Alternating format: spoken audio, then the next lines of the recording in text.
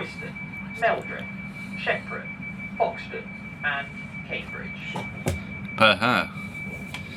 Welcome back. I think it's only me on this train, but yes, I can happily say it's only me on the carriage. It's been a while, I know, but a lot's been happening. It's been my first week at work, especially commuting to London. I was just checking if anyone else came through, but yes, first week back. And yeah, it's been relatively busy, 5 days a week commuting, but you know, I do actually enjoy it for the most part. It's been quite nice to disconnect from work, especially just a nice relaxed bit on the train before coming back home. And last week I turned 27. Amazing. But it's been an interesting one because, of course, you know, everyone thinks you're somehow meant to feel different when you turn 27. Still feel the same. Just only got 3 more years to go before I turn 30, but I'm quite excited to see what's going to happen the next 3 years entirely as well. I think everyone always expects you to have a slight, you know, different approach to life now that you turn a year older. For the most part, reality is not much really changes, but usually maybe 5-10 years from now it's a different conversation, right? But one thing about working in London I've particularly found is I think how easy people just spend money. One thing I can proudly say, I think more or less in the last, 10 days since commuting backwards and forwards, I've only spent money on one day, and that was just to treat myself for my birthday on that Wednesday. I mean, I saw someone who I spent the whole day with, she was really sweet, but she spent £17 on lunch, and she said she didn't even like it, so I thought, that's a lot of money for something you don't like, right? But now I've just been bringing my own packed lunch. Now, I think I've got about 9 stops until I get back home to Cambridge. Normally it's 53 minutes, but this train got an hour and 26. But I'll get back home before 8 PM, so still fine. And actually I've got a whole carriage for myself, which is pretty cool. Pretty cool indeed, if I do say so. Now look, certainly since commuting to London, I would say it's interesting observing the way people think and spend money, right?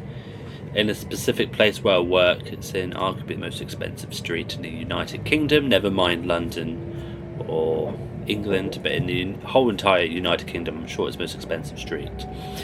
Now, I've always found there's kind of 2 different types of people. There are people who will just buy something if they need it and they won't necessarily care how much it costs. There are people then who are buying for the experience, right? But I think maybe if I was 21 and I'd moved to London, I'd probably be in that same kind of bubble where I would have gone on a spending spree. But now when I sort of observe, I'm a very contempt individual. Probably my only 2 general favourite shops is Waterstones and TK Maxx. I sold someone a pair of trousers and I kind of never occurred to me, I completely forgot trousers could even cost that much. We are now approaching Bulldog. It cost £500 for a pair of Brunello Cucinelli trousers. And he said that so casually, his budget was £500, like it was normal. And I thought, damn, different kind of money here, right? But now, interesting enough, these 2 were from Dubai. I thought, okay, fits a stereotype, but sometimes stereotypes are true. That was actually my very first sale on my first day. But I think because I made myself very approachable for that most part, they were quite easy to spend. The only bit I felt a bit bad about was, although the team from Brunello Cucinelli were very supportive, he tried on a pair of trousers and he broke the zip, and I was like £950, and I thought, oh my gosh, oh my gosh, on my first day. But they said, it happens, so casually. Now, in all fairness, I do wonder, sometimes I used to generally think that expensive clothes were a bit of a gimmick or a scam, but in all fairness, well, I did feel their trousers anyway. It certainly felt different from that of a Primark trousers. But the best way someone actually explained it to me personally was that, these sort of things, you're not buying it for short term, you're buying it for life. These are a long-term investment, which I could certainly agree. I'm sure there are people who just chuck away trousers at £900 easy if they wanted to. But I think for most people, when they're spending that kind of money, it really is for a long-term plan. You know, they're not really spending for the short term, because most people, it's not particularly economical to, well, spend £900 like every 7 weeks or a few months. You know, it certainly adds up on the bill. But, and then I was observing, you know, 27 compared to 21, I'm very content. This is Doesn't mean I don't have any particular like ambitions, like, you know, I want to certainly grow my YouTube channel. To Cambridge, But I'm certainly looking more for Royston, Meldreth, Shepperton, Foxton, and Cambridge. Cambridge. Yes, we heard you. Thank you. But, you know, certainly I think as far as maybe materialism, not quite as there. Maybe just more experiences.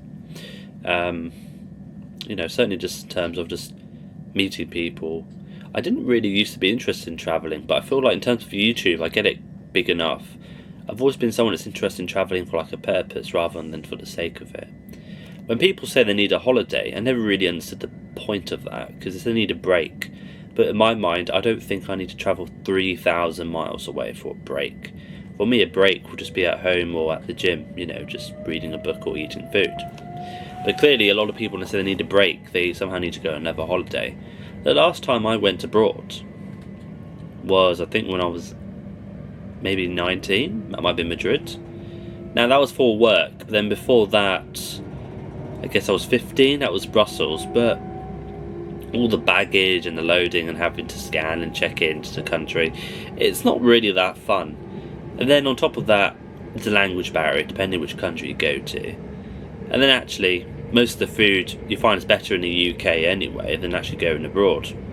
I went to Madrid when I was 15. To be honest, I couldn't believe how bad the food was. I'm sorry to say. I mean, I couldn't believe how the churros and chocolate sauce was terrible. You know, I honestly wouldn't give that to someone on death row. And I'm not even joking about that. But look, I think my personal advice anyway, regardless on how old you are, one of my favourite quotes is probably from Tony Robinson. And he said, most people overestimate what they can do in 1 year, underestimate what they can do in 10 years. And actually, I think that's probably the most realist advice I've ever heard.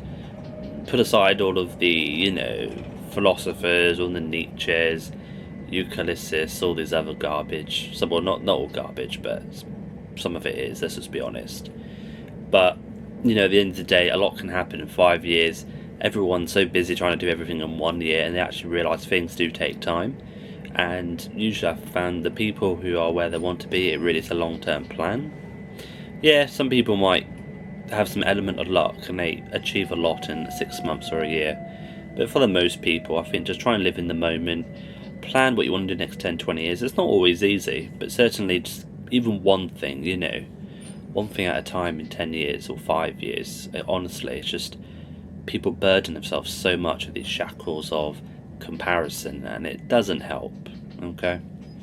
And that's something I've personally learnt. You know, you don't need to have it all figured out. And if you ask me, I think 21, 26 is like the new 21, especially with lockdown as well. So I don't know if you should even count those last 5 years. Mind the gap between the train. I don't know. I've always found it a bit odd sometimes when people overly celebrate their birthdays. I mean, I think there's nothing wrong with enjoying yourself. But maybe I just find it odd when I see men having like a massive frat party or something for themselves. I mean, I didn't do anything on my birthday. Number one, because I was in induction anyway. But number two, I tried to cook a meal and just had a few gifts from family, and that was it, really. Yeah, I don't know. Just, I think at a certain point, it's just like it's a bit of a weird drag just to have massive parties like a 6-year-old. I think it's a bit more understandable if you're like a girl or a woman, but I don't know. I've always found it rather odd. But for me, I'm quite happy and content, you know, enjoy my peace.